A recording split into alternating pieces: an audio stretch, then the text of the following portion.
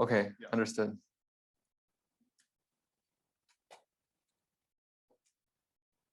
All right, so let's get started then. Just opening up my thing. All right, thank you all so much for coming.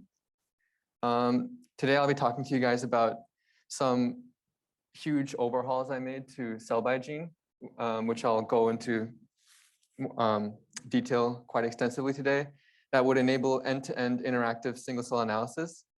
And we're calling this upgraded tool Excel by gene, so exploratory cell by gene. So yeah, so this workshop is assuming that people know generally how single cell analysis pipelines work. But just to give a brief overview of what all these recipes typically look like is you start with two main modalities these days for single cell RNA sequencing. It's either Cell Ranger for 10x genomics or SmartSeq2 outputs. And they're both in different data formats, but they will in the end turn into gene expression matrices, which are rows as cells and columns as genes, and then there are counts in there for how many of a particular gene you detect in that cell through sequencing. And then the next step is quality control, which involves all sorts of filtering. You filter the cells so that you remove empty droplets for 10x genomics, or you move contaminated libraries, or libraries that are just much lower in counts compared to other cells. You can also filter out genes. There are some genes that just may not be detected in your data set, meaning they have no counts in any cell. So you would just remove those. And genes that are like too highly expressed in every single cell of the data set, also tend to get removed because they don't really, these could be housekeeping constitutively expressed genes that don't really encode much information about the cell types. After you do some sort of quality control, you have a new matrix that you can then feed through a variety of different transformations. The most common set of transformations is to normalize each cell to have the same library size. So it's called sum normalization. And the target library size is typically the median library size of your data set. And here library size means the number of counts in your sample. Yeah, Sandy. Sorry, Alex. That filtering of housekeeping genes, there are often splice variants of those housekeeping genes that tell you something funky. So you go all the way. So this filtering, sorry for not clarifying, is solely for doing dimensionality reduction and clustering your cell types. When it comes to clustering your cell types, you really only care about genes that are expressed in subsets of your data set that help you delineate different cell populations from each other. If you were doing things like RNA velocity, you would be applying it to the raw data. RNA velocity would use the splice information that then it gives you trajectories. But in the end, you would overlay the RNA velocity vectors on top of your cell clusters, which are generated after throwing out these housekeeping genes. The other sort of transformation that people do to your raw counts is a log transformation, because the raw counts have extremely heavy tail. It's following a power law distribution, which makes it kind of hard to analyze. You'll have some cells with some genes that have like 100 times more counts than another cell that is even the same cell type. So they would condense the distribution by log transforming it. There's other ways of doing that, but log transform has been the most popular, although people will say it's fraught with issues, but that's another story. The next step is beyond your filtering of constitutively expressed genes or genes that aren't expressed in enough cells. You also do an even further reduction of your dimensionality by doing feature selection. Feature selection is going to take around 2,000 to 3,000 total genes out of an initial 30,000 usually. And these genes are selected on the basis of their variability typically. So highly variable genes are going to be genes that are more likely to be variable across cell types. That's the assumption. So in the end, you've taken your cell by 30,000 gene matrix and condensed it to cell by 3,000 gene matrix. And then you feed that into dimensionality reduction and clustering algorithms. Dimensionality reduction is typically done through a combination of principal component analysis.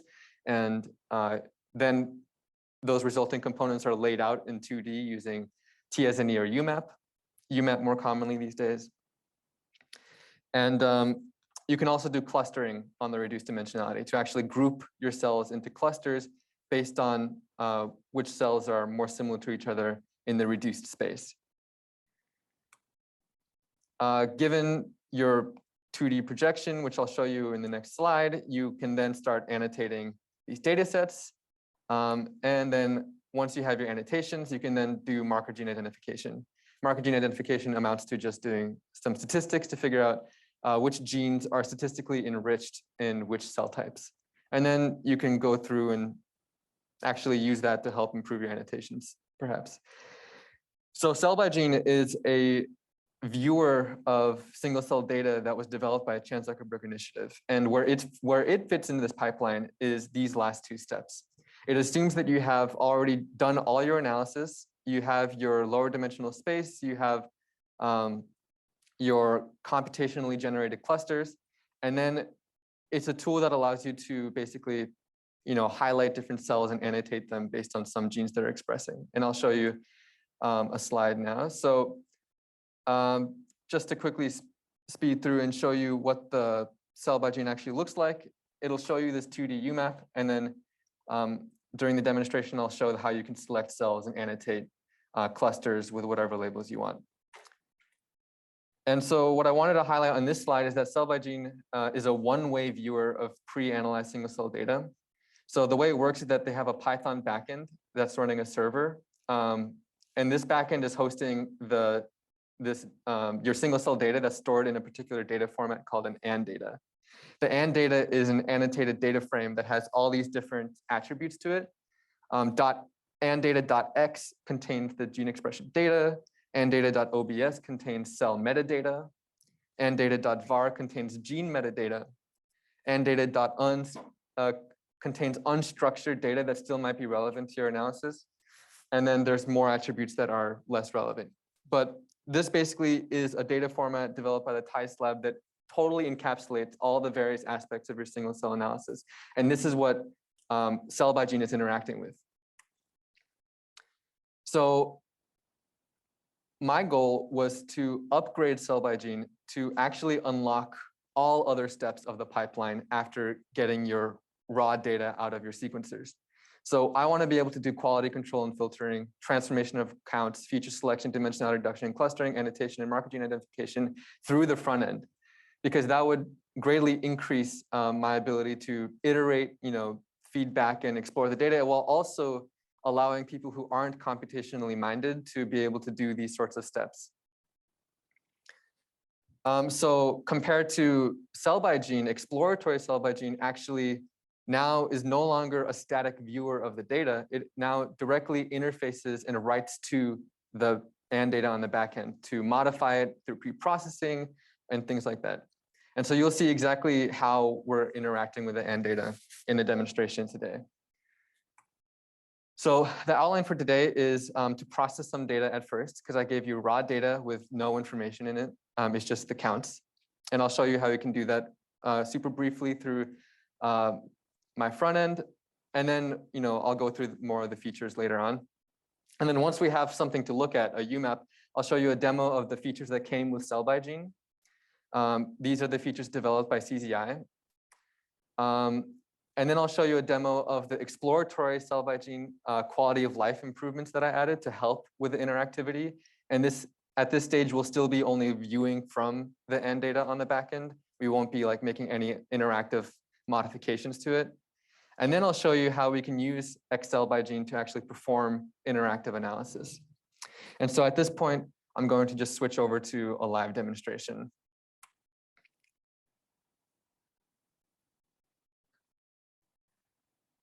Oops, okay. So for those of you who want to follow along, you should be looking at a screen like this, unless you've already jumped the gun and started doing some pre-processing. So just to show you quickly what we're actually reading from. So when you launch Cell by Gene, you're basically providing to it either a dataset name, which ends with a .h5ad ending or a CSV ending. H5ad is the native file type for AND data. CSVs are just, CSVs that are output from SmartTig2. or you can pass it in a folder. And for example, this folder called CellRanger1. This is the output of CellRanger, and the output always looks like this, where you have a matrix.mtx file containing the non-zero locations of your sparse matrix with all the counts information. It's just a compact way of storing this.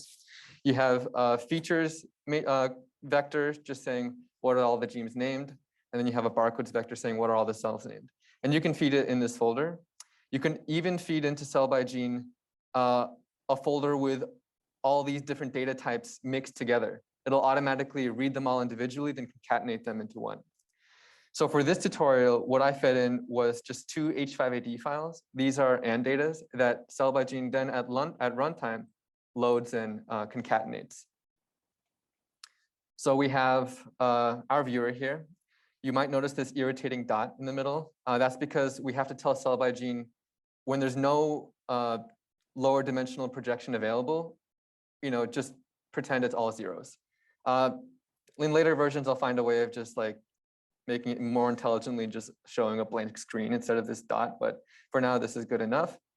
And so this is kind of jumping the gun here, but we need to have something to look at to explore the native features of cell by gene. So what we want to do is we want to click this button here. It says click to perform preprocessing. We'll check the preprocess button, and I'll go into much more detail about what these various knobs do later on. We're going to go to transformation, click sum normalize. This is going to make each cell have median library size. We're going to click log transform. Sorry, it's a little blurry, Sandy. And then this is going to log transform the data. Then we're going to hit preprocess.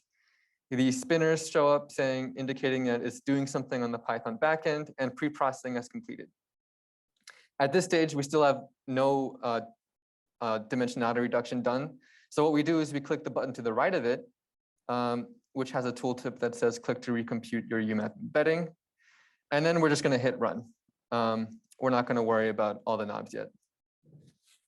Oh, and at any time, if you have any questions, let me know. And I don't have access to the Zoom chat, so if someone's asking, just let me know. Brilliant. So now we have a low dimensional projection of our data, and we can look at it. And we have a bunch of dots here. Each dot is a cell, and the distance between dots corresponds to their similarity. If they're closer together, they're more similar. And if they're clustered relative to other cells in your data set, presumably they are corresponding to a cell type. So now that we have this view of our data, what can cell by gene do? So first of all, I want to preface this by saying Chan Zuckerberg Initiative did an incredible job making an interface that is lightning fast.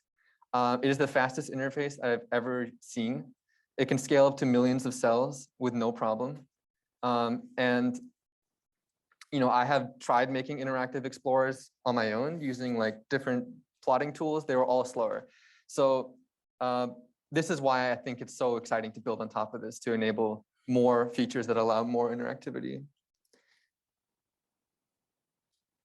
Someone is asking what the second step after hitting this, you hit some normalized log transform, then you just hit preprocess. Sometimes there might be a little bit of a delay for the front end to communicate to the back end because it's all getting piped in through like this local networking interface, which in the future I'm hoping to change to be a more direct communication. So if there is a delay and it's taking forever, maybe just wait it out. And if not, that's a problem, and I'll have to look into that. So yeah, going through cell by gene's features. And so what cell by gene came with is the ability to load in any annotations that were in that OBS slot of the end data I showed you. The OBS slot attribute is containing all the cell metadata. So the only metadata here is this annotation vector called orig ident. This is automatically loaded by my cell by gene at runtime to indicate that there were multiple batches that were loaded. And here, the name of the batch corresponds to its file name. So there was one file named PBMC3K and one named PBMC500. And so you can click this droplet here, and it colors the scatter plot based on these annotations. So now you can see which cells are coming from which batch. And later on, I'll show you that how you can use the front end to actually correct this obvious batch effect. You can see that these are both PBMC data sets, but their cells are completely separate from each other. And so this is something that you would use the front end to correct for. But for now, we're just going to use this view to just explore some of the interactive features of cell by gene. So not only can you color by these annotations, you can even create new annotations. So we'll hit the create new category at the top left here, and we'll give it some name. And we can optionally duplicate labels and cell assignments from existing annotations, but for now we're just going to hit leave it default. So what this does is it creates a new category called test, and currently all the cells are unassigned. So now what you can do is you can there's this tool here to the left of this plus sign in the menu bar. It should be automatically selected at first. It's a lasso selection tool. So what you can do is you can circle a cluster, and then you can hit this plus button. Hovering over it reveals a tooltip that says add a new label to this category. And then you can say, we'll call it population A, and we'll say add label and assign 356 selected cells. So it's going to add the label and then assign all the cells that are selected. Now let's say I want to get all the other cells to be population B. I could just like lasso everything with my mouse pad, but it's a little bit annoying. So what I can do instead is I can hit this checkbox, which unselects all the cells. And then I can hit this checkbox, which reselects only the cells that are unassigned. Then I can hit the plus button and then call it population B, and then hit add label.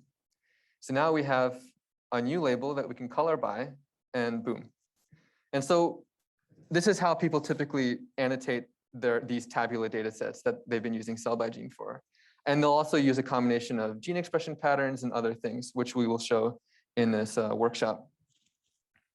So I already showed that you can select by annotations by unchecking these boxes. And so the beauty of cell by gene, the way it was constructed, is it's using this construct in JavaScript called crossfiltering. So what crossfiltering is you can have multiple kinds of selections that all intersect with each other. So for example, to show you an example of this, let's say I unselect only population A, and then I unselect urig-ident.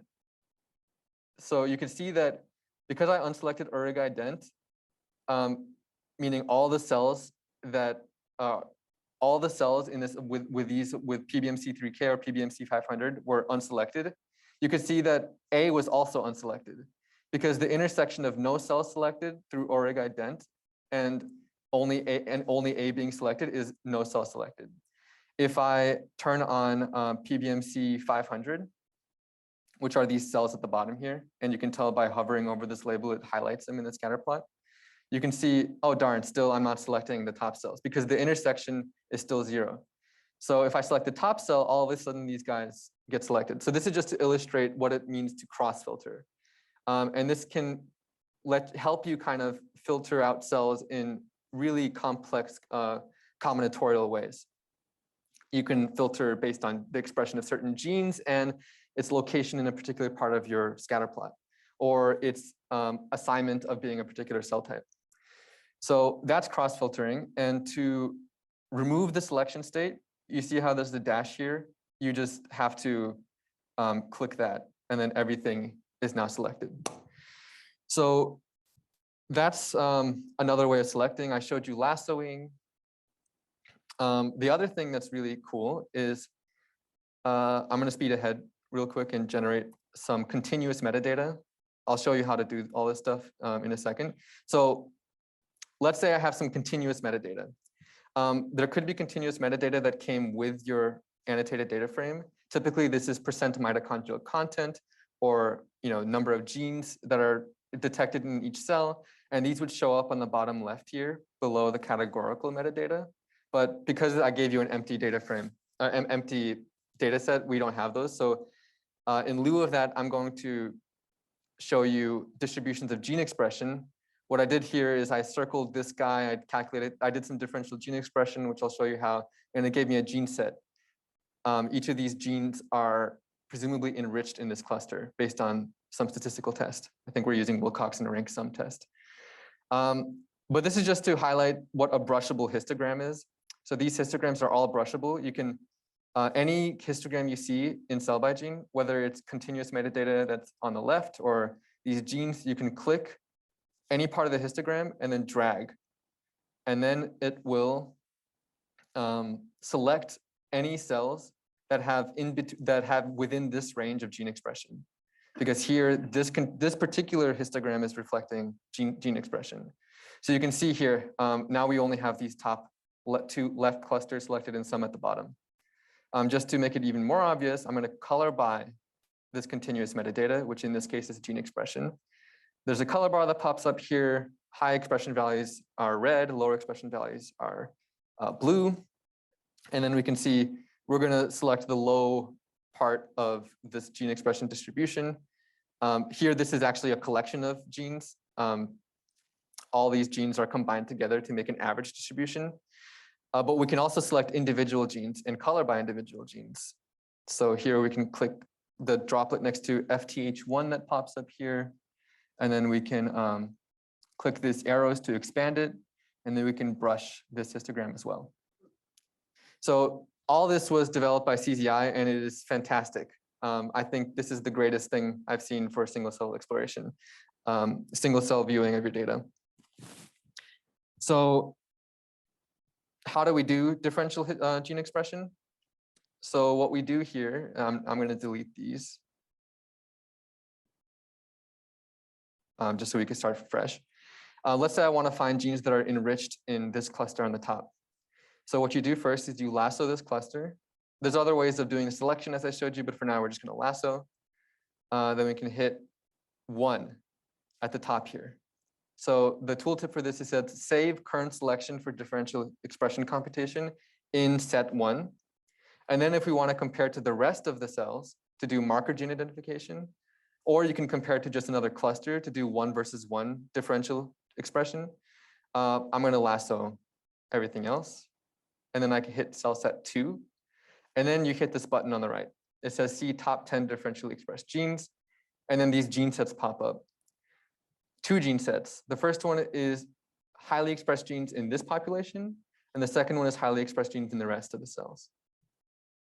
So coloring by the top 2 high, we see that this guy is actually lowly expressed on average, which is good.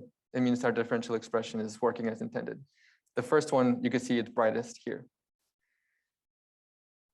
The other thing with these genes that show up on the right here, which I only just discovered recently, is that you can actually show scatter plots between 2 genes.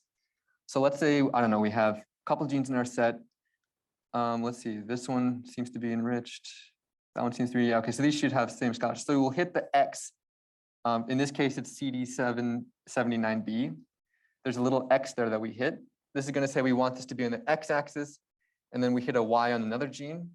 And then at the bottom, what shows up is a scatter plot of their expressions across the cells. This is kind of useful for seeing how correlated is a gene that you have newly discovered with like a marker gene that you know about. And so this is super useful. And we hit remove at the top right of that to close it. And the last thing I want to show is a button at the top right, at the top of the menu bar. When a category is colored by, show labels on the graph.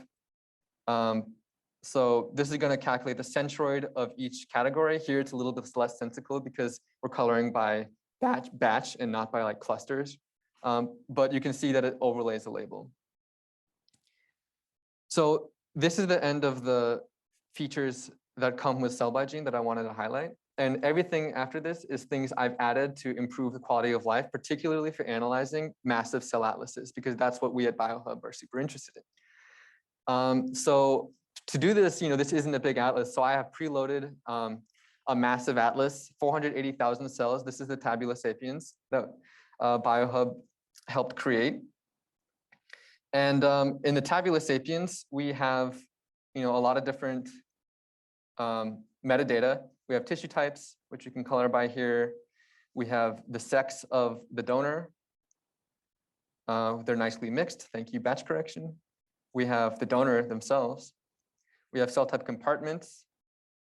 And by the way, I forgot to mention these stacked bar plots here show you within TSP1, what is the composition of their compartments? Because we're currently coloring by compartments. We can also color by sex, for example, and you see that each donor is just one color because each donor is one sex. Same for cell types. For cell types, we have, I would say like around 100 cell types. And we can, this is where we start running into problems with cell by gene, because we can color by cell types. And then you can see acinar cell is purple, and adventitial cell is almost the exact shade of purple. So, and like, hovering my mouse over this thing, I can't really tell which purple I'm looking at. So this is where the centroid label tool comes in handy. This one next to the stars at the top. You click it, and then, okay, I can kind of start seeing things. There's neutrophil here, kidney epithelial cells here, but there's a lot of crowding on your scatter plot. And this is no good, especially when you have annotations that are not generated computationally, which would be much more in line with this scatter plot, but they're generated maybe through expert curation. Expert curation annotations may not even be, they may be scattered throughout the scatter plot. And so the centroid doesn't really mean anything. And so this is the first tool, leads me to the first tool I added to cell by gene. And this tool is this airplane. And I made an airplane because I kind of, the name of the tool is LiDAR. It's kind of like a radius-based tool. And so it's LiDAR, and in keeping with it being like a radius-based tool, when you click on this tool, you switch from lasso selection, and now around your mouse is this circle. Using your scroll wheel, you can make the circle bigger or smaller. And you can then point to a particular region of interest, make a circle whatever size you want, and then click. When you click on it, at the top left, you see this metadata shows up. You can see that there's 8,278 out of 8,331 total kidney epithelial cells, and then there's also a smattering of other cell types that just happen to get mixed in there. So this is mainly a kidney epithelial cluster. I can go here, point, click. Oh, this is an acinar cell salivary gland. There's also 600 duct epithelial cells in there. And this actually allows you to now be able to very easily distinguish what cells are actually in a particular cluster you're looking at. And so this is the LiDAR tool. You should be able to do the same thing for this demo data set, although here it's kind of nonsensical to use. But here we see there's PBMC3Ks there. Here there's PBMC 500 cells. Going back, well, actually now we'll switch back to this data set. The LiDAR tool also is useful for people who may have trouble like seeing what colors, for example, if you're coloring by gene expression, maybe they have a hard time distinguishing between different shades of this color bar. So you can use the LiDAR tool to actually display metadata about the gene expressions within their radius of interest. So here you click and it says, okay, so for CD74, within the targeted region, I have mean expression 2 with standard deviation 0.8. Eventually, this is going to turn into a histogram that shows up to be a little bit more informative than just some text. But for now, this is still like a nice proof of concept. You can click there. You can click here. It's low expression. So this is really helpful for people who have trouble seeing colors, or in cases where the gene expressions are extremely scattered. Because a lot of times you have really bursty, speckly patterns of gene expression that make it hard to see concentrations on the scatter plot itself. If you're not coloring by any metadata, this simply shows you the number of cells that you're hovering over. This is useful, especially for the tabula sapiens, because there are so many cells in your data set that you have no idea what the density even looks like. Here I'm clicking and I don't know, let's say we look at the bottom here. There's 8,000 cells there. So this is useful for if you're just curious, what's the concentration of cells in a particular cluster. Although if you have annotations, the numbers are also shown on the left here. So that's the LiDAR tool. The other thing I added was something that is very near and dear to my heart, which are hotkeys. So if you are hovering over the scatter plot, you can hit Shift ? shift question mark. There, I should eventually put a tool at the top that actually, click to display hotkey menu. So you don't have to remember what the hotkey is to display the hotkey menu. But for now, it's shift question mark. And then it shows you some hotkeys that I've implemented. Let me zoom in here so you can see. And there's a few main things you can do with the hotkeys.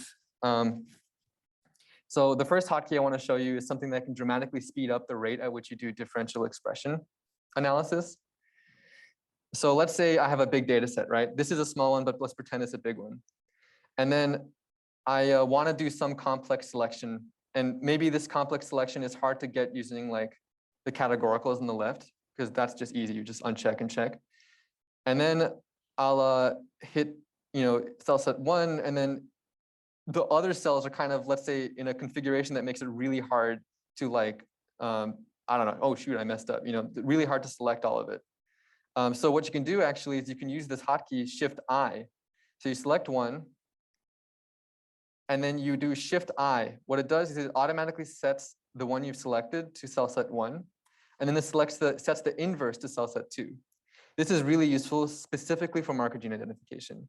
Like for example, let's say I have this is where it really shines. It's like I want to do marker gene identification for this cluster, and maybe I don't have an annotation for it, and it's a lot of point and clicks to actually generate a categorical for it for the sole purpose of selecting just that cluster. So what you do is you select this thing and then just hit Shift I. Now you have 20 cells in cell set 1, and then the remaining cells in cell set 2. The other hotkey, Shift 1 and Shift 2 are just the individual steps that Shift I is doing. They're setting it to cell set 1 and 2, but that's all done by Shift I. But it's good to have composable hotkeys.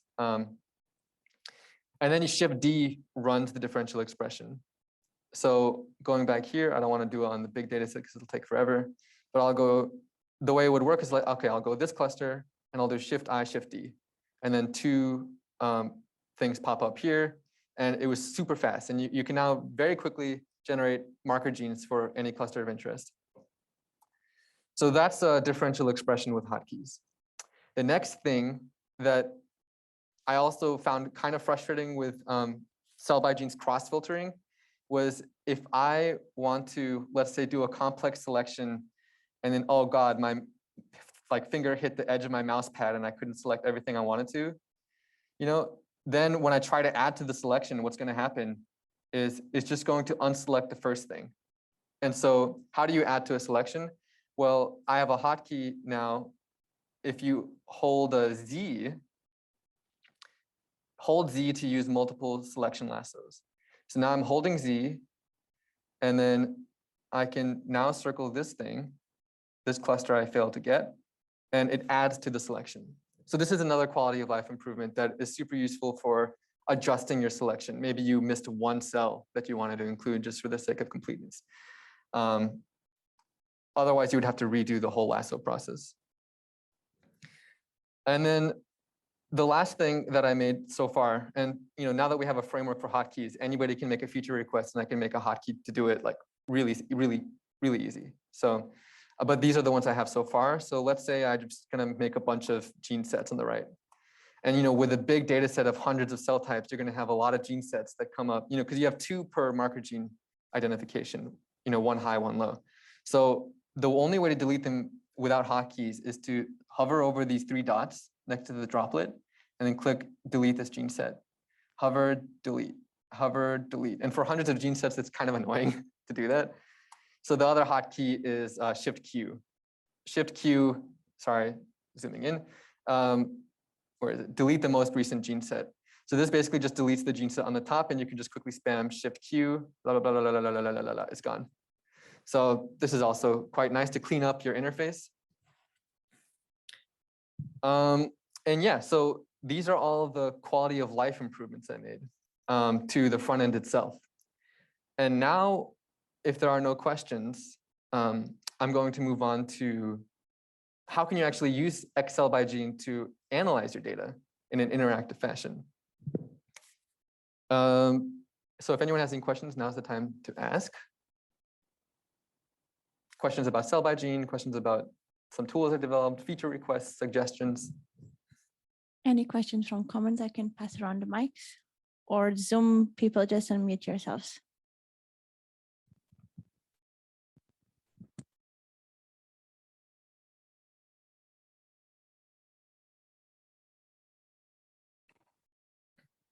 Oh, great. Oh,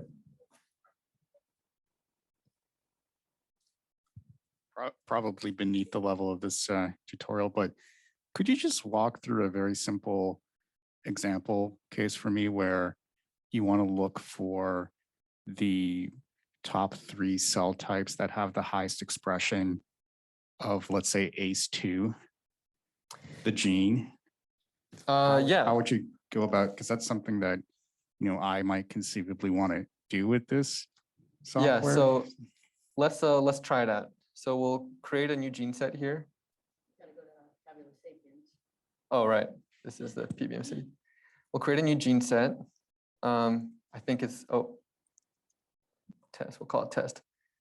ACE2. And then we'll optionally add a list of comma separated genes.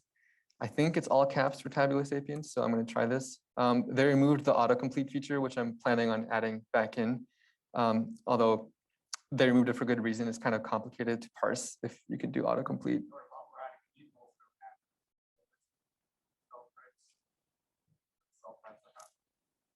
Cell types that have the lowest level of ACE2 expression as well, in addition to the 3 highest cell types? Yeah, so let's see how we would do that. I Okay. haven't done something like that, but maybe we can All right. check it out. So we'll color by ACE2. And then we'll try to brush for high expression. So what we'll do is we'll brush these guys up. And so it would be nice to have like, so when you're coloring by the gene expressions, this is also something CZI implemented, is you have a histogram of expression within each, you see instead of the stacked bar plot, you have a histogram. But because this histogram is like, there's so many zeros, because ACE2 is kind of sparse in the data, this all just looks like a bar, so it's kind of useless. That would be one way you could like just scroll through and see. Alternatively, a nice feature that would be good to add, which I am going to write down, is like a sort button. You can sort this, the ordering of these labels based on their colored continuous metadata. I think that would give you exactly what you want. The top 3 would be the top 3 expressing on average, and then you would just scroll to the bottom for the bottom 3 expression, or you would just hit the arrow and reverse the direction. Fantastic suggestion. One thing that you can try on that view is if you subset. Yes, so you can try subsetting. This is a button I'm going to show you later on. And now the histograms in front of the cell types start to make sense. So you can quickly scroll through it and see which cell types have the most expression. Yeah, so what happened here is you made the cross filter selecting only cells with high expression. Thank you, Angela. And then there's this button here that you can click to subset to currently selected cells and associated metadata. So it just removes out all the zeros, and you can just have you're left with these cells. Then what you can do, you can also just color by the cell type annotations, then use your LiDAR tool to just investigate what's remaining. I do like the idea of the sortable list too, so we can try that as well. Can you go back to the subset that showed the histogram? Yes. That showed the histogram? Yeah, so you're looking at, sorry. So this is like high to low expression across like a single, how come there's like, those histograms look weird. Yeah, so on the right, you see the histogram for all the cells. And yeah, so and for all the cells, you see that there's a ton of cells with like a huge bar at 10. That's because the default analysis pipeline for Tabula sapiens truncates expressions at 10 units. In this case, units is 10 log 1 plus TPM or whatever. And so you have like a huge inflation at 10. And because of that, it kind of skews these histograms, first of all. Second of all, you can use this overall histogram to see what are the ultimate bounds. It goes from around 4.5 to 10. And so here, this is also 4.5 to 10, I think. And so of the 37 cells in that class. Yeah, of the 37 cells that have the appropriate range of gene expression, there are a big number with 10 and a small number with 4.5 based on this histogram. Yeah. Gets a little tricky to use histograms intuitively when you have such sparse data. But if you had a gene set, which tend to be more continuous distribution, since it's an average of many genes, then these histograms would look nicer. And yeah, I wrote down the sortable category. I love that idea. Okay, cool. So do you have any other like requests for how you would do certain things? If not, I'm going to go into into more detail on actually the interactive analysis. So we're going to open up this pre-processing menu here. And so we have a lot of buttons that we can click. The first, the most important button is like, do you want to pre-process your data? Like, I don't know why you would uncheck this. Well, actually, you would uncheck it for a specific reason, which I'll go into. But if you're just unchecking it, and then you just wouldn't use this menu. But let's say you had 3 batches of data, right? And each batch you want to analyze or pre-process in a different way. Maybe one of your batches was already log transformed and filtered. So this is where this batch pre-process checkbox comes in handy. So you would click this batch pre-process, then you would choose your batch key. This is just the name of the categorical variable that stores this information. So we have org ident. And then we say, okay, so for which label in my batch key do I actually want to do pre-processing for? So for PBMC3K, let's say PBMC3K is already pre-processed. It's not, but let's say it is. Well, it is now, but when we load the data, it's not. And then now we can just leave this unchecked. Make sure it's unchecked because we don't want to do anything to it. Then we go to the other one, which does need some transformations. We'll click the other one, and then we'll check pre-process. And now it unlocks these options. These are collapsible windows just to make everything a little bit compact. And so it's not filtered in any way. It is, but let's say it's not. So we'll open up cell filtering. And then there are 2 options here. Eventually, all these options will have tooltips because right now they're just using ScanPy's nomenclature for what the parameter names are actually called, but they'll have tooltips. Min counts is saying how many minimum UMI counts or read counts does your cell need to have before you filter it out. And here, people typically go with like 1,000 counts or 500 or something. More advanced versions of this could also include like, this is something Way actually implemented in SC Friendly, which I got a lot of inspiration from. You can do like visualize scatter plots of these sorts of statistics to actually draw, or histograms to like be able to, in a data-driven manner, choose the right cutoff. But for now, we're just working with like, we're working blindly now. So we'll just say 1,000 min counts, which is pretty decent. And then the minimum number of genes detected. Minimum number of genes detected is just the minimum number of non-zero genes in a particular row of your data, where each row is a cell. So I'm going to leave this off for now. Gene filtering allows you to not filter the genes. And there's multiple options here. Minimum counts is what's the minimum number of counts across cells in total what do you want to have before you filter out the gene. So we want at least 5 counts across all cells, or this is a number that you can play with.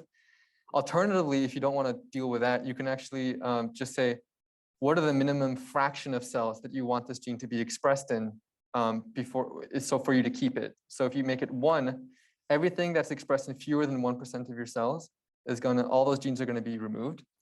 This is something that you have to kind of intuit based on the composition of your data set. If it's a huge cell atlas of 480,000 cells and you have a cell type of 20 cells, that's way less than 1%. So any marker genes expressed in that would actually get removed if you use 1 here. So you got to be a little bit careful with how you choose the parameter. But 1 is actually the default in most pipelines. So that's kind of funny. Like it could be really destructive because you just remove all those marker genes. And this one is what's the maximum number of cells that should be expressed in or detected in before you until you start removing these genes. So typically this is like 99. If it's in more than 99% of the cells, it's probably a housekeeping gene, so just remove it. That's gene filtering. And then there's transformation. Transformation is assuming that your data is raw data. And if you check this, it'll normalize each cell to have the median library size prior to log transforming, if you have it checked. Typically, these two things would work together because if you're sum-normalizing your data, it's assuming that it's raw counts because it doesn't make sense to sum-normalize things that are not raw counts. And if it's raw counts, you typically want to log transform it. So, but I left it, that they're individual knobs just in case. The last thing is that let's say you want to pre-process your data. You've already done pre-processing, but you want to redo it. This is where this orig.expressions comes into play because this stores the raw data that you had when you loaded your data set. If you want to process further an already processed expressions, maybe log it again for whatever reason, or do some things to it, you could choose X. X is anddata.x, and it contains the most recently processed version of your data. But most often, you would just always want to pre-process from the initial starting point because it doesn't make sense to double log your data or do some wacky stuff like that. And so this would, all these options, let's say I do this, and let's say I make it like 5 or something, just to show you. Now, if I go to the other batch label, they disappear because all those options were specific to just this particular data set. Unchecking batch preprocess just leaves everything back to as if you're preprocessing the whole data set. So that's preprocessing, but we've already preprocessed our data. So we're going to not click preprocess. And then now we're ready to run our data. And I told you guys that we're going to correct for this batch effect. This is actually one of the initial motivations for interactive analysis, because I think Merlin and the zebrafish people were really trying to do this like subclustering of their data, which I'll show you in a moment. And when they're doing the subclustering, it's actually removing the batch correction in the process. So they're getting batch effects in their view in their subclustering. So that actually led me down this rabbit hole of just unlocking all these different options that you would typically have in the Jupyter notebook, but now from the front end. So now we're going to open this menu. All the cells are selected. So it's saying that we're going to be doing re-embedding on 3,368 cells out of 3,368 cells. We're going to hit batch correct. And then there's multiple methods. Again, these all should have tooltips, but if you're familiar with Scanorama, you'll know they have like these different parameters, but I typically leave them to be default. And then we choose what is the batch key. It's again orig ident. And then let's say we want to name this new embedding batch corrected. So we type that in. And then there's a lot of different knobs here. Well, I'm going to ignore this left checkbox here because it's my personal single cell analysis algorithm that I developed in my PhD, which I wanted to include, but most people won't really need to use it.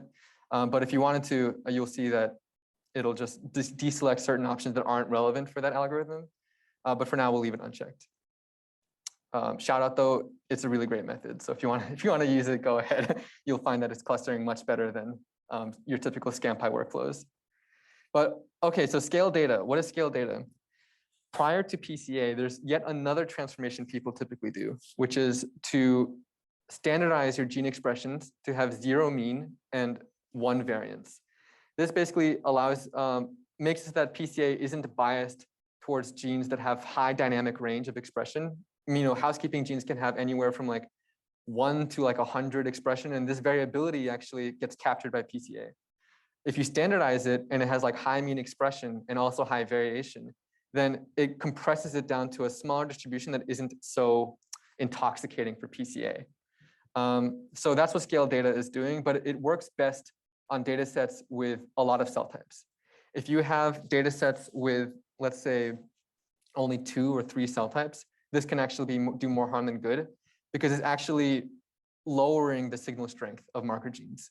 Because if you have like a gene that's on in a third of your data set, then standardizing will actually make its signal weaker. There's like you can think about it and do some math to prove it, but that's my recommendation. Keep this checked only for big data sets with a lot of cell types. So you would scale your data. And then now this is the feature selection step I was telling you about, where you further limit yourself to the top 2,000 genes based on some metric. So all these tools are using this platform called ScanPy, which is a single cell analysis platform. It's like a hub of all these different analysis and pre-processing methods. And by default, they select genes based on their variability. And in the beginning, variability was very basic. It's just variance. Then people discovered that variance is not enough because genes with high mean expression tend to have high variability.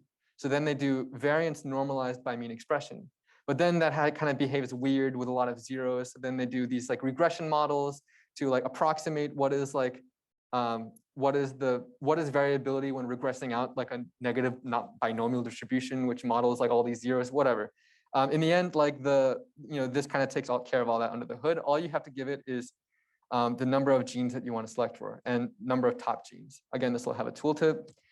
The number of bins is kind of you only play with it if you know what you're doing. It's basically each cell's mean expression, each gene's mean expression is going to be normalized against the expression of genes in its bin to account for the fact that different genes will have different dynamic ranges of expression, but we'll just keep it at 20 bins, meaning it's binning your mean expressions into 20 bins, but a little bit more in depth than I want to go. So we'll keep it at 2,000. Now you go to PCA, and here are all the parameters associated with principal component analysis. Ncomps is just the ScanPy name for the number of principal components you want to use. 150 is a little bit much. Usually you want to go down to 50, but I'll just leave it at 150. Like these days, these methods are pretty robust to this parameter.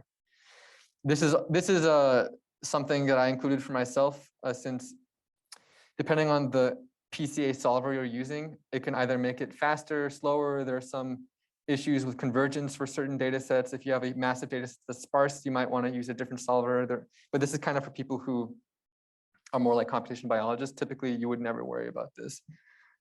Maybe I would actually even replace it with like a more intuitive, check this when you have this kind of data, uncheck it when you have that kind of data.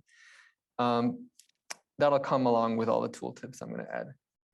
And here, a step I didn't really discuss in these analysis workflows, but it's crucial for single cell analysis and dimensionality reduction is constructing a nearest neighbor graph.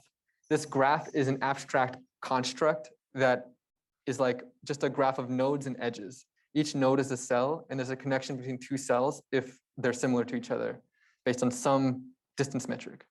So these parameters here therefore mean how many neighbors do you want each cell to have? How many edges will be connected to each cell? What is your distance metric? Here it's default cosine, but you can use correlation or Euclidean. And then there are various methods for actually constructing this graph, all their own algorithms. So this is kind of choosing the length scale of your analysis. If you have a cluster of like 5 cells, and each cell in that cluster is going to be choosing 20 nearest neighbors, that cluster will be fused to something else. So if you have really rare cell types and you want as much granularity as possible, you might decrease it down to 5 with the understanding that other clusters might start getting fragmented.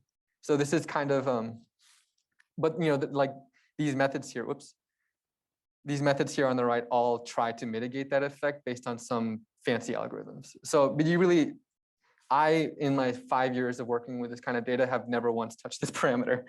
So I never really needed to touch it, but I'm including it for the sake of completeness. There are SAM parameters that we don't have unlocked because, we're not checking it.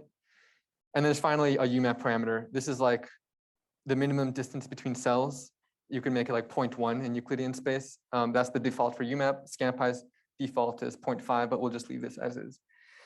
Okay, so just to review and make sure that everything's selected properly. I don't think I changed anything. Okay, cool. So now we'll hit run. We have scale data on, we're doing batch correction. We chose the batch key. If you don't have any batch key selected, you won't actually be able to exit the screen. So we'll hit run. It's doing its thing. And with luck, you'll see that the batches are now properly corrected for. And voila. Now you have an embedding with cells, orange and purple cells overlapping each other because they ended up being the same cell type in the end, and now you just removed the technical artifacts that were keeping them separate. So that is your first approach analysis, okay?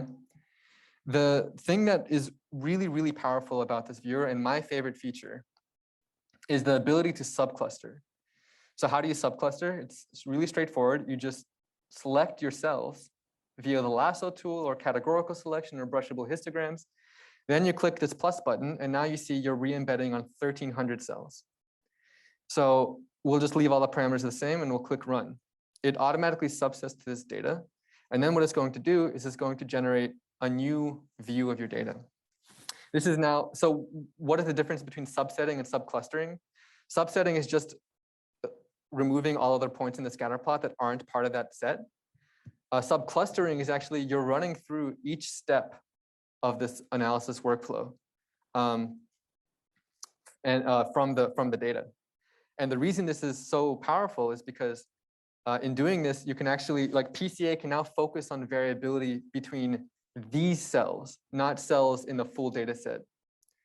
And so you see that the name of this embedding is like some hashed name because we didn't choose a name, so it just automatically generated one.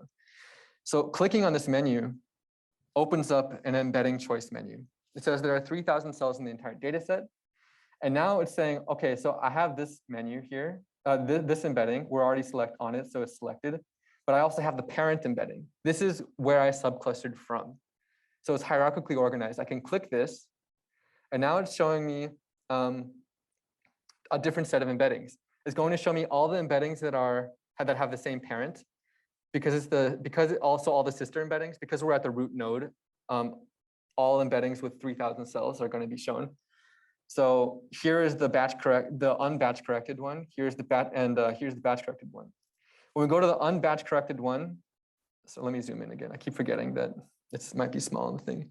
You see that the one that we subclustered disappeared. It's not the child of this embedding. It's the child of the batch corrected embedding.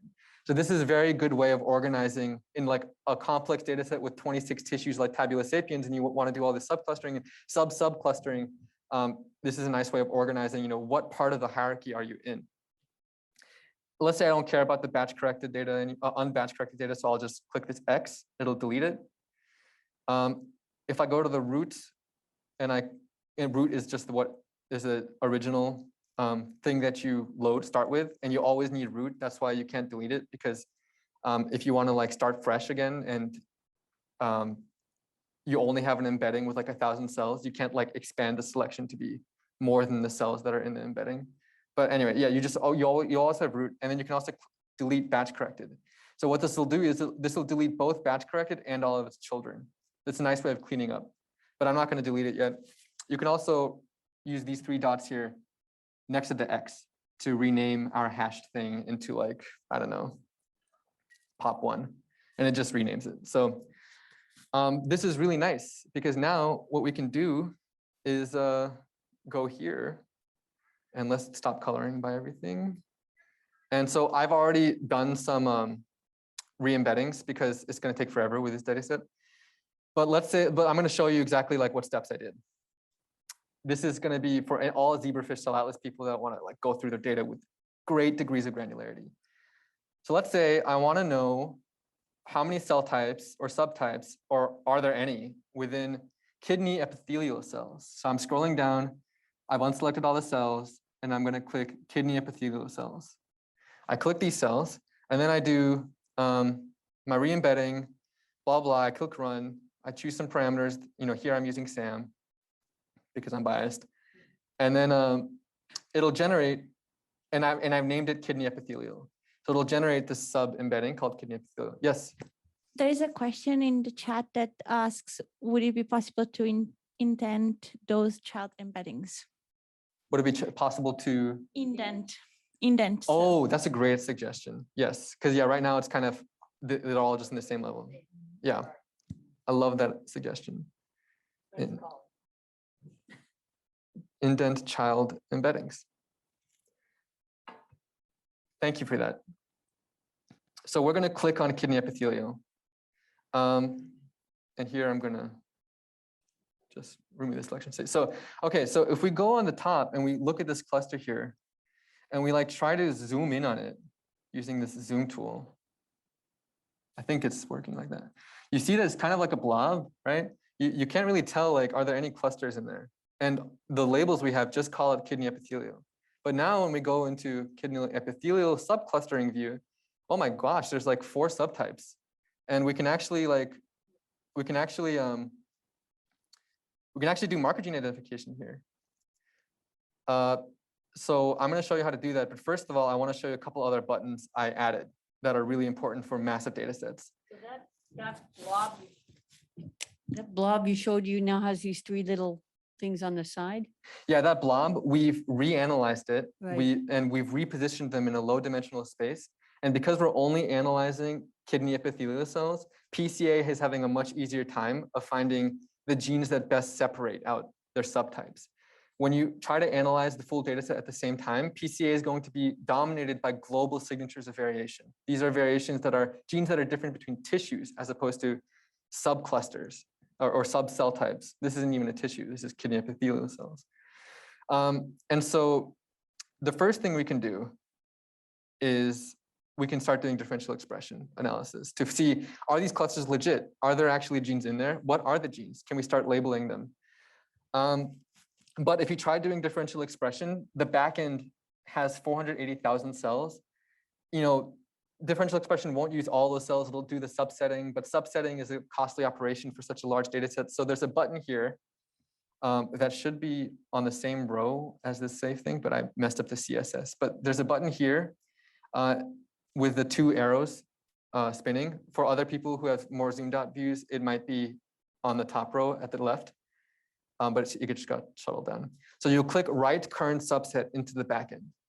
So this is fancy words for basically trick cell by gene into thinking that you're running cell by gene from just 8,000 cells as opposed to 480,000 cells. So I'll click that. It'll reload the page. Now it's going back to the initial view. You can just click back into your embedding using this embedding choice menu. Okay, great. Now everything is like lag free. We only have 8,000 cells. We don't have to worry about doing analysis on this. You know, we don't have to worry about subsetting a 500,000 cell data set. You know, it's a lot more convenient. So now let's do use our hotkeys, Shift-I to set to cell set 1 and 2, Shift-D. It'll do differential expression. And then 2 things pop out. Let's expand this. First, let's color by the average. And we see, oh, cool. First of all, the top 10 genes seem to, on average, be enriched here. That already is a sign to me that this is probably a legit cell type or subtype or state of a cell type. And you can do the same thing for others. You know, let's actually go for this one on top here. Shift-I, Shift-D, quickly generate a gene set. We click that and boom, you know, there's like a lot of genes that are enriched there. We can click the genes individually. We see MALAT1 is only expressed in that cluster. The things that are gray have 0 expression, which I forgot to mention. And so you can now start doing literature search. What is MALAT1? What is it doing? What is this cell type? It's a really rare cell type of kidney epithelial cells. And so you could create a new category, label it, and so on. So that's great. I could manually create categories, but what if I just wanted to cluster this using a computational clustering algorithm? This is one of my second favorite feature I added. It's the ability to interactively cluster your data. So there's a button here called leiden clustering. Leiden cluster is an algorithm that it's called the leiden algorithm, which basically takes this nearest neighbor graph that you've generated, you know, with a number of edges connecting each cell, and then it looks at concentrated regions in this graph and has a heuristic greedy optimization algorithm to group cells into clusters based on the structure in the graph. So we'll click it, and then now we have a nomenclature here. It's leiden _ UMAP : kidney epithelial. So this is basically saying it's a leiden clustering. The parent embedding is UMAP. There's a child embedding called kidney epithelial, and it's with resolution 1. This parameter here is a resolution parameter. Let's the higher it is, the more clusters you'll get. So let's make it 3, just to show you what it looks like. And now we have resolution 1, resolution 3. So here we've colored, and it's kind of beautiful. You know, we have this thing in its own cluster. This thing kind of got into many clusters. If we think it's only one cell type, we can just we can basically just do this. We'll expand this. We'll click add a new label to this category, new unique label, blob, add label, assign. And then we have this new thing, blob, and these other guys have zeros now. We could just delete these labels because there are no cells, because we basically overwritten them. And so now this is something that I can now use this clustering to start annotating my data. Maybe this guy's actually should be reclustered because there's some, but you get the idea. Let's say I want to relabel blob to something else. Actually, let's say mallet1. It's 8. Edit this label's name. And then we can just say cool cell type, whatever. And cool. And so now the beautiful part about Cellxgene, this is functionality that was already there because they had an experimental version of re-embedding. You can, if you generated something in a subview, you can go to the parent view and you can see exactly where these cell types are. So that cool cell type, it's up there in like some other part of the manifold. But darn, I overwrote the backend and I want to go back to 480,000 cells to look at the global view. That's where this button next to it comes in handy. Reset backend to the full data set. This is when you're done with that particular view and you now want to go back to the full thing. You don't care about lag anymore. So you click that, it resets the page. And now we still have all the stuff we generated from the subsetted data. And this is surprisingly really difficult to make sure everything stays in sync. But yeah, so now we have, these cell types are located there. And you can go further. You don't just stop at one view. Let's say I have a bladder. I've selected bladder cells and I've done re-embedding on bladder cells. So now, let's say I want to cluster these bladder cells. I click leiden clustering, and then I can UMAP bladder resolution 1. I color by it, and I also have the original cell type annotations. These cell type annotations were generated by experts, or a combination of experts and de novo annotation methods like on class or other things. So we also have cell types. Here we can use a LiDAR tool. There's macrophages, fibroblasts, myofibroblasts, etc. What if I want to, but then I see, okay, look, these macrophages here, they're in 3 subtypes. If I color by the leiden clusters, there's all these clusters that are subclustering the macrophages. So can I actually add a tool to Cellxgene to help facilitate re-annotation efforts? And the way I do this is you have these checkboxes here. You can select a category. I'm selecting the leiden clustering. I'm also selecting the cell types. And then it unlocks this button here. You can display a sankey plot from your selected categories. So now we have a sankey plot that's showing me the connectivity between leiden clusters and the cell types. And let's go to the macrophages. Indeed, the macrophage is subclustered into all these different leiden clusters. The thickness of the edge here corresponds to how many edges are connecting these clusters on average in the underlying graph. So this is really useful if you want to just check the sanctity of your annotations against the computationally generated manifold, where the manifold here is your low dimensional projection. Alternatively, if you just want to see how good are the cell type labels by themselves, with respect to the manifold, you can actually just only check one category and then hit sankey plot. And then it'll actually check how well does it align to itself in your low dimensional space. Here you see the T cells and mature NK T cells are a little bit mixed, which makes sense because there's like an edge crossing them. So this is a sankey plot, and it's going to be really useful for actually trying to continuously refine your annotations.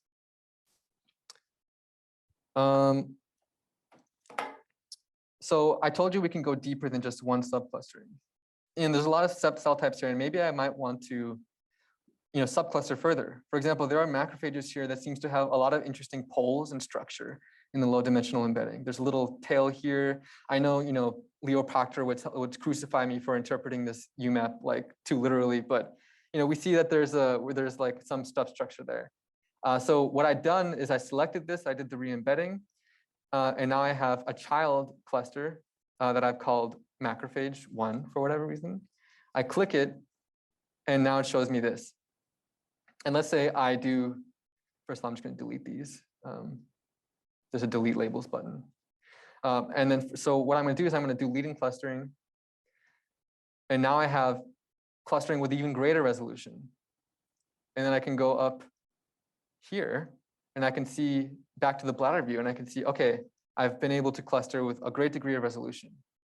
Now let's say I do this for every cluster in this view. I go to the fibroblasts and I do the same thing. And here I'll just show you these two examples. Now if we go open the fibroblast coloring, we see, okay, cool, we've been able to subcluster with quite a great view. But you'll notice that everything else is invisible because we only clustered in the fibroblast view. So this is where another handy feature I've added called fuse labels. You check the ones that you want to fuse. Here I want to fuse this guy with this guy, and eventually with all the other guys that I've subclustered, or manually annotated in a subview, something like that. You click fuse labels, and then you have a hashed, it was too complicated and the name would get too long to fuse these names. So I just hashed it out to be a unique name that you can then relabel. All cell types. And then you can color by it. And now you've combined them all. The names, in order to avoid conflicts, I add an _0, _1 based on like which label it came from. It starts from 0, goes up to the number of labels you're trying to fuse.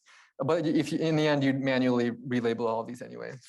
So yeah, that's fusing labels. And the last thing that I want to highlight is, what if I only care about this particular view of the data? And I'm like a biologist who wants to use tabula sapiens to find structure in this particular subpopulation of macrophages and explore the genes and maybe port it into a Jupyter notebook and do some further analysis. That's where this text box comes into play at the top. You can enter an output file name to save your data, your current view of the data, to a file name. And so in order to avoid clutter in the resulting file, it'll actually delete all parent embeddings and only keep children embeddings automatically. So we'll just say this is macrophage 1. And you can put H5AD if you want, but it auto appends it if it's not present. H5AD is the file name. You click save button down here, although on you guys' menu, it would probably be at the top of the screen. And then data has been successfully saved. In the folder that you launched cell by gene from, you have an AND-data now that you can then load into a Jupyter notebook or reload into a cell by gene session if that's the only set of data you care about. Just be careful that this data set you've saved has probably been pre-processed, so you wouldn't redo pre-processing. Otherwise, you'll double log your data and things like that. But yeah, that's all the features I've added. And oh, there's one last thing. So let's say I'm coloring by, whoops. Oh, there's a bug. Let's say I do differential expression. First, let me just write this set. Let's say I do differential expression. This is just one thing I missed. It'll do its thing in a moment. There's this data layer thing. If you have other counts or other transformed counts that you want to visualize the expression of, or select using brushable histograms, you can actually choose which layer of data you want. There's an attribute in AND-data called .layer. And let's say you've loaded in a data set that starts off with process data in X, but has a layer that has raw counts in there, like kind of like here, dcont X counts or raw or whatever. What you can do is, here, this is clearly log transformed. The range of expression is small. Then we can switch to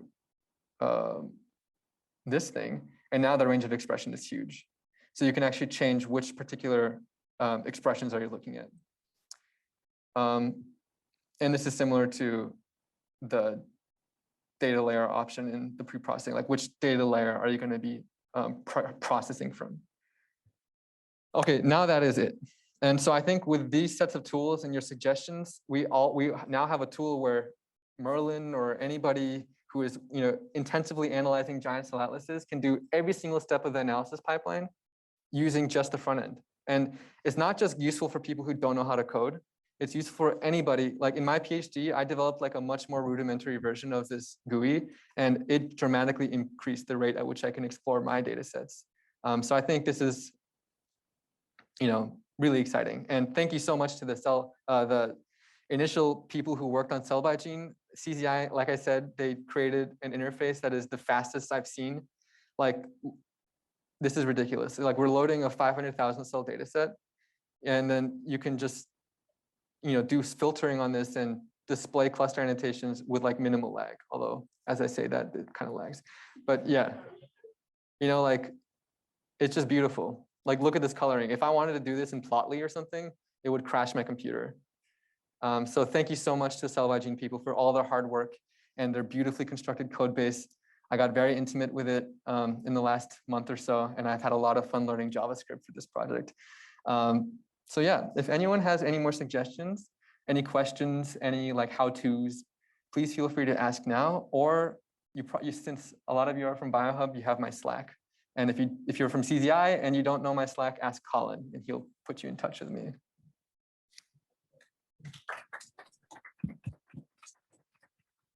Thank you so much, Alec.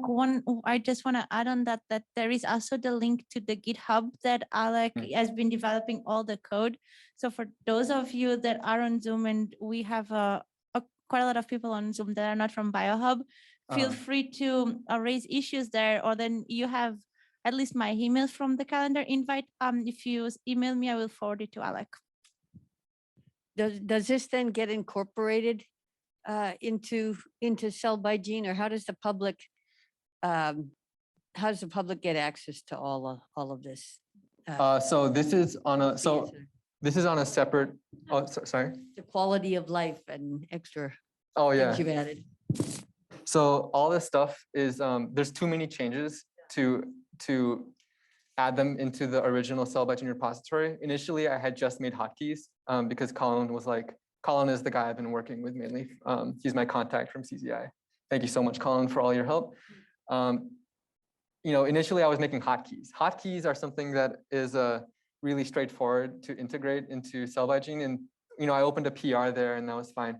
But like as I add more and more features, I've probably done things to the code base that they think is that real software engineers probably would think is blasphemy. So at this point, if we wanted to incorporate features into Cell by Gene's main repository, it would have to be on a case-by-case basis. And there's also, questions of like, if you put a feature in the Cell by Gene Git repository, someone from CZI has to also be involved in maintaining it. And so in the end, we decided it's best to just make a fork of it in CZ BioHub's Git repository. That's the Git link that Angela mentioned. All changes are going to be going there, and maybe in the future, some of these features might make it into the on an individual case-by-case basis into Cell by Gene. But if you want to get access to this, it's already in a separate pip package. Those of you who followed along on the demo data set, you just installed it, pip install Cellxgene, and the GitHub is publicly available. So yeah.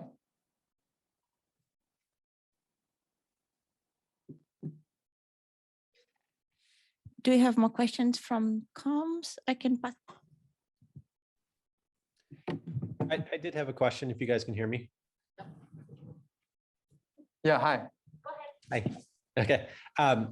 Yeah, so I had a question. But so one of my favorite features about ScanPy, and this is over the Seurat pipeline, is that using their Git markers, their differential expression, if you can call it that, since it's just like Wilcoxon, but using that tool, they will basically do all the comparisons of one versus all for you without having to go loop through them yourselves and organize them yourselves, right? So then their visualization functions will actually just plot the heat maps and whatever you would like, and it would give you whatever number of genes you want from all the DE analyses instead of just one, right? Mm-hmm. So instead of having to rifle through tons of them, you can actually display large figures very quickly. Any thoughts to implementing something like that? Because doing one versus one all the time can get really time consuming. And plus organizing it in your right panel gets kind of long in the tooth as well. Yeah, so we're already making progress towards the dream of like making these cell type marker gene identification easy because, we don't have to do 1 versus 1. We just like do 1 versus all using the hotkey super quickly. Right. For sure, it'd be really useful to like have a button you click and it'll just generate differential expression gene sets for the sake of, not cluttering this thing, only the ones that are highly expressed in the cell type of interest. It would just do it for all of them. For example, if I hit cell type, you click a button, it does it for all of them. The one thing I might be a little worried about is just like from a user's perspective, it's going to take forever. So they're going to see a spinning wheel for like a long time. And like the point of interactivity is like quick 1-2 punch sort of thing, like do something, see something, go look further based on what you've seen, blah, blah. But it would be super straightforward to just add a button. Especially for smaller data sets, it wouldn't take too long to calculate marker genes for every cell type. So that is written down and it's going to come in the next version. Okay, thank you.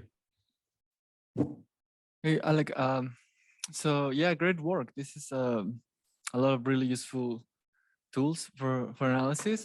And I was wondering, so for all the methods that you implemented, like clustering, batch correction, and so on, so the default parameters that you have here, are those the defaults suggested by the corresponding tutorials? Are those some parameters that you think are best for people? And is your recommendation that people just stick to those?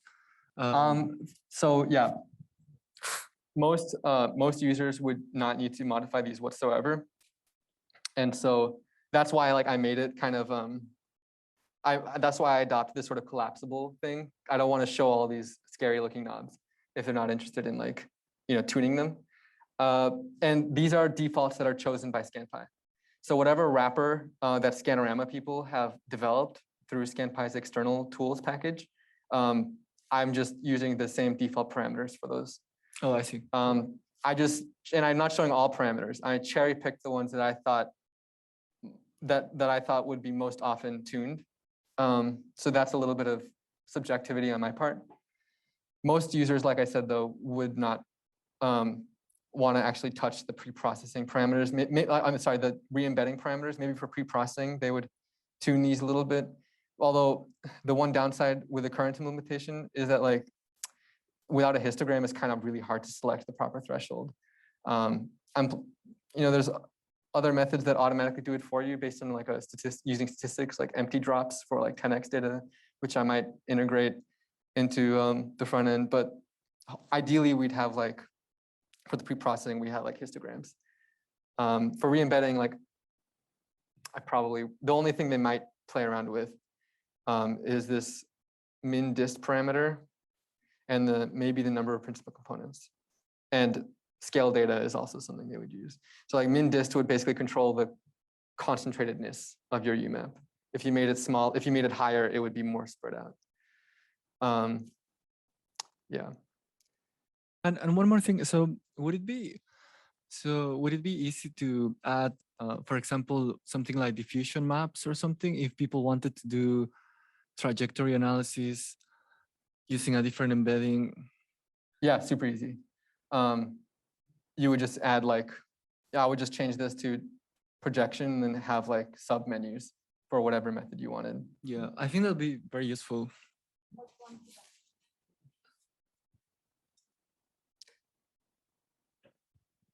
Hey, I had a quick question. I don't know how much sense it makes.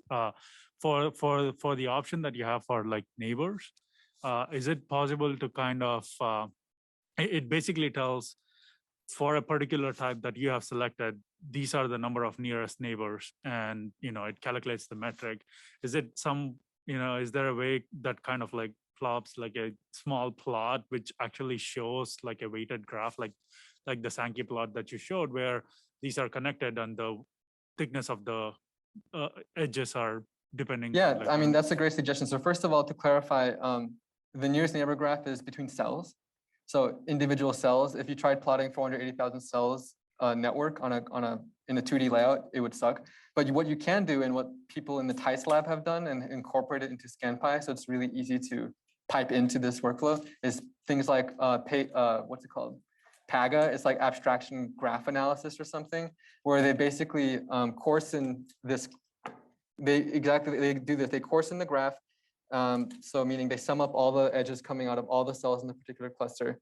Then they weight the edges in some intuitive, nice way, maybe using like a Gaussian distribution or something. And then they lay it out using a 2D layout algorithm. And then they actually take all the individual cells and have a heuristic for mapping it onto the course layout.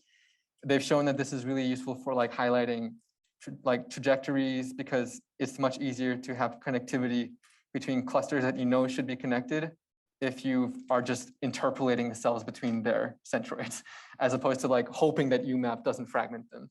So incorporating PAGO would be super great, actually. Yeah, even if it is just for a small subset of data instead of like the 500,000 cells, like for a subgroup, like if you can do that. You probably These things still are done for, at least from the tutorial, it was like you select a subgroup, you do the pre-processing analysis and kind of like show if it is even just for the subgroup of cells, you can Yeah, on a single cell basis for like a subgroup, you probably wouldn't get much more information than just the UMAP. You would always, like, if we were to include a graph, you would just want it to be between like coarse nodes, because like there's a lot of noise at the single cell level. Even these network finding algorithms are random, like because they're approximations. If you tried finding 20 nearest neighbors in a brute force way for a 500,000 cell data set, you'd have to compute 500,000 distances for each cell. It's intractable. So these algorithms are stochastic. The networks will be cluttered and cloudy even for small sets of cells. I know because when I first started, would try to make those sorts of plots. So I think the best thing would be to coarsen the graph and show that instead. But I think it's a fantastic suggestion to show a network.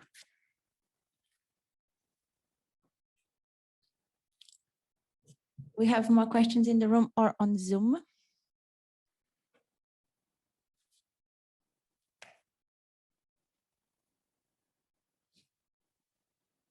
I think that's it. Fantastic. Thanks so much, everyone.